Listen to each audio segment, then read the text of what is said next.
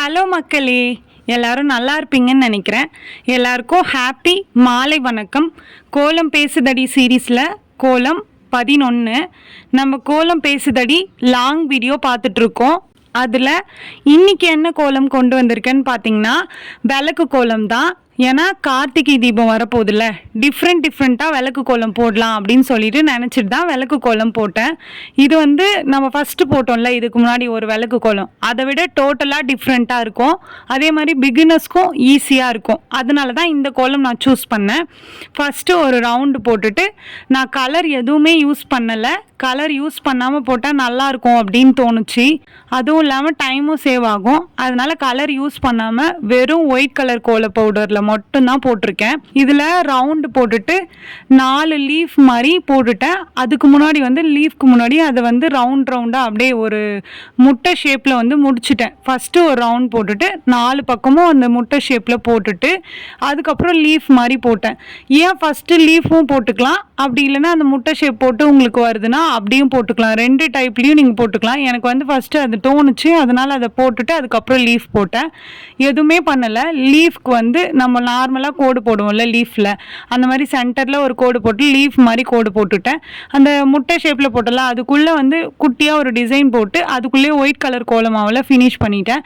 அதுக்கு மேலே ஒரு ரவுண்டு போட்டு ரவுண்டுக்கு மேலே அது சம்திங் எனக்கு தோணுன டிசைன், அது நீங்கள் எப்படி வேணால் எடுத்துக்கலாம். அந்த டிசைன் போட்டுட்டு அதுக்குள்ளே வந்து சுழிச்சு விடுற மாதிரி அந்த மாதிரி போட்டு அந்த டிசைனையும் ஃபினிஷ் பண்ணிட்டேன்.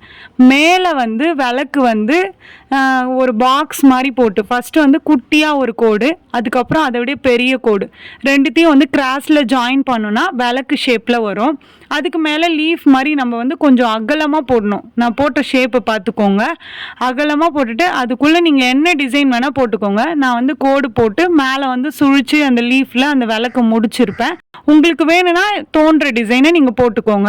அதுக்கு மேலே நார்மலாக விளக்கு எரியிற மாதிரி போட்டிருக்கேன். ஏன் நான் வேறு டிசைன் போட மாட்டேறேன்னா, விளக்கு எரியிற மாதிரி போட்டால் நல்லாயிருக்கும், அந்த டிசைனுக்கு விளக்கு எரியிற மாதிரி போட்டால் நல்லாயிருக்கும் அப்படின்னு தோணுச்சு. நீங்கள் விளக்குக்கு மேலே எந்த டிசைன் வேணால் போட்டுக்கோங்க, நான் போட்ட மாதிரி போடணும் அப்படின்றது இல்லை. இப்படி தான் நான் போட்டிருக்கேன். நீங்கள் இதை பார்த்து மாடல் வேறு ஏதாச்சும் மாற்றிக்கிறதா இருந்தாலும் மாற்றிக்கோங்க.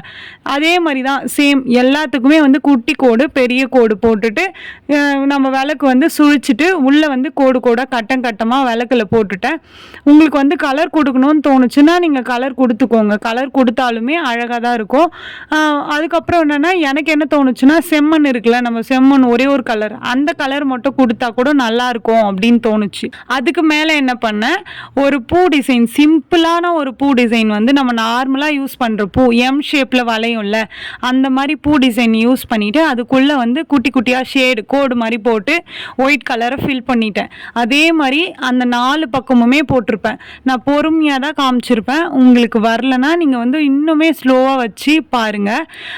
இதில் வந்து நான் ஒரு டிஃப்ரெண்ட்டான ஒரு டிசைன் யூஸ் பண்ணியிருப்பேன். என்னன்னு பார்த்தீங்கன்னா, இந்த விளக்கையும் இந்த பூவையும் ஜாயின் பண்ணுற மாதிரி, அது வந்து மேபி தோரணம் மாதிரி கூட வச்சுக்கோங்களேன். எனக்கு வந்து அப்படி தோணுச்சு. ஆனால் உங்களுக்கு என்ன தோணுது அப்படின்னு சொல்லிட்டு நீங்கள் கமெண்ட்டில் சொல்லுங்கள்.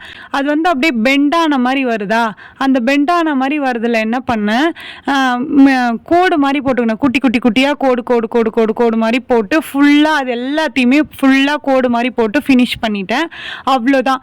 இதுக்கு மேலே வந்து ஏன் பெருசாக எடுத்துகிட்டு போகணும், மீடியமாக இருக்கட்டும் அப்படின்ற மாதிரி தான் யோசித்து கோலம் அதோட ஃபினிஷ் பண்ணிட்டேன். ஓகே மக்களே, இந்த வீடியோ உங்களுக்கு பிடிச்சிருந்தா மறக்காமல் சுந்தருமா ஜெயந்தி சேனலை சப்ஸ்கிரைப் பண்ணிக்கோங்க. இந்த கோலம் பிடிச்சிருந்தா இந்த வீடியோவுக்கு லைக் பண்ணிக்கோங்க. நெக்ஸ்ட்டு என்ன கோலம் போடலாம் அப்படின்னு சொல்லிட்டு கமெண்ட்டில் சொல்லுங்கள். கோலம் போட தெரியாத உங்களோட ஃப்ரெண்ட்ஸ்க்கு இந்த வீடியோவை ஷேர் பண்ணுங்கள். நெக்ஸ்ட்டு வீடியோவில் பார்க்கலாம். பாய்.